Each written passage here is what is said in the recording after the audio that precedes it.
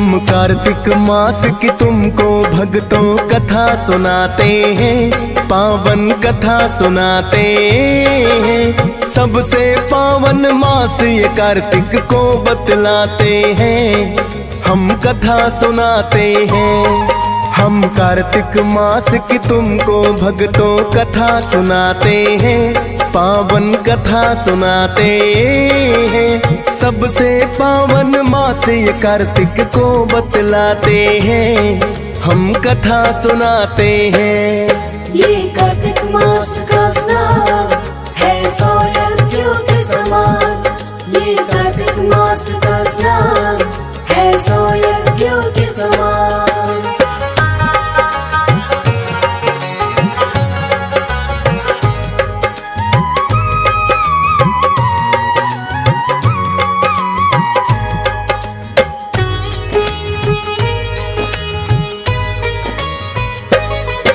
सनातन धर्म में कार्तिक मास का महत्व बड़ा बताते। इस महीने में योग निद्रा से श्री हरि बाहर आते। मांगलिक कार्यों की हो जाती है फिर से शुरुआत। त्योहारों की भी इस माह में जैसे हो बरसात। करवा चौथ, अहोई अष्टमी, धनतेरस, दिवाली, गोवर्धन पूजा और भैया दूज है बड़ी निराली।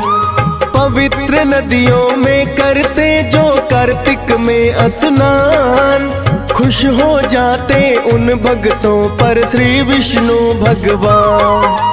कार्तिक मास का महात्म अब हम तुम्हें बताते हैं, पावन कथा सुनाते हैं। सबसे पावन मास ये कार्तिक को बतलाते हैं, हम कथा सुनाते हैं। ये कार्तिक मास का स्नान है 100 यज्ञों के समान। ये कार्तिक मास का स्नान है 100 यज्ञों के समान।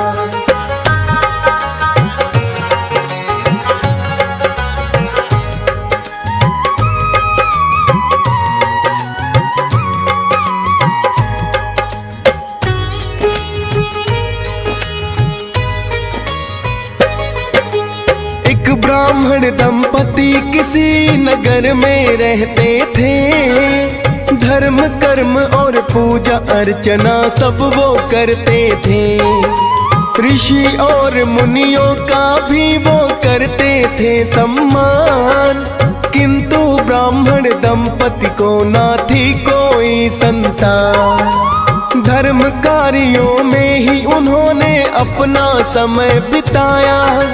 एक बार की बात है कार्तिक मास जो ही आया।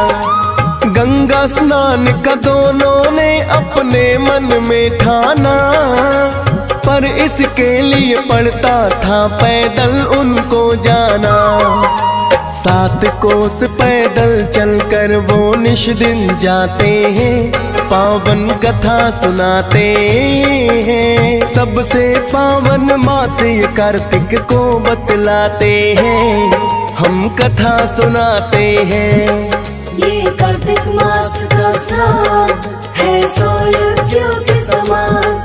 ये कार्तिक मास का स्नान है 100 यज्ञों के समान।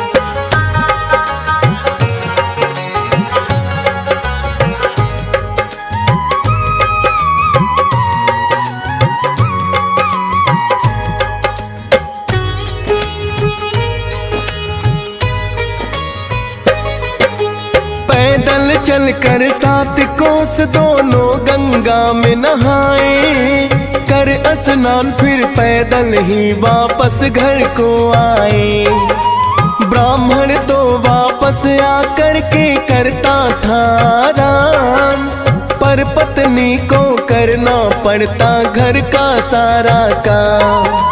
पैदल आते जाते ब्राह्मणी थक तो जाती है, किंतु कुशलता पूर्वक पत्नी धर्म निभाती है।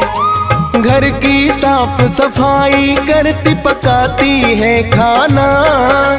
करने को स्नान पड़े पर पैदल ही जाना।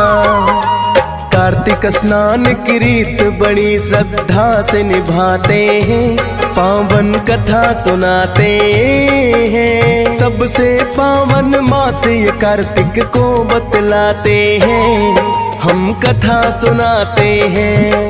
ये कार्तिक मास का स्नान है 100 यज्ञों के समान। ये कार्तिक मास का स्नान है 100 यज्ञों के समान।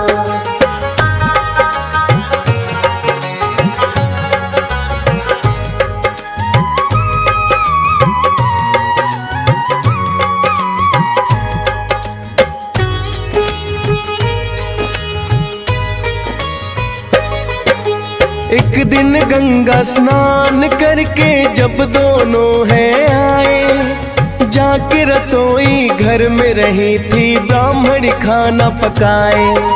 बोली पुत्र हमारा स्वामी कोई अगर होता, होती बहू हमारे घर भी और कोई पोता। चलकर पैदल आते तो बहु सेवा करे हमारी, लेकिन मैं बुढ़िया हूँ शायद किस्मत की मारी। ईश्वर ने नहीं दी जब हमको कोई भी संतान, बहू के हाथ से पके हुए कैसे खाए पकवान। अपनी पत्नी का ढाढ़स ब्राह्मण बधवाते हैं, पावन कथा सुनाते हैं। सबसे पावन मास ये कार्तिक को बतलाते हैं, हम कथा सुनाते हैं। ये कार्तिक मास का स्नान है 100 यज्ञों के समान। ये कार्तिक मास का स्नान है 100 यज्ञों के समान।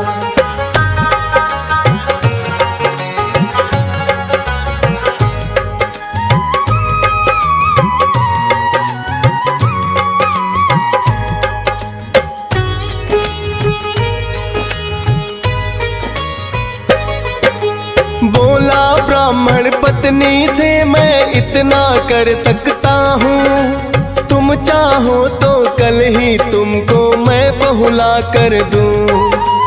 एक पोटली में कुछ आटा मुझे बांध कर दो, उस आटे में कुछ मोहरे सोने की भी रख दो।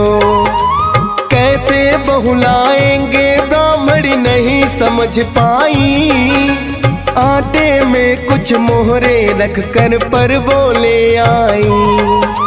लेके पोटली आटे की वो गंगा किनारे आया, रेत में खेलते हुए वहाँ कुछ कन्याओं को पाया। निकट उन्हीं कन्याओं के ब्राह्मण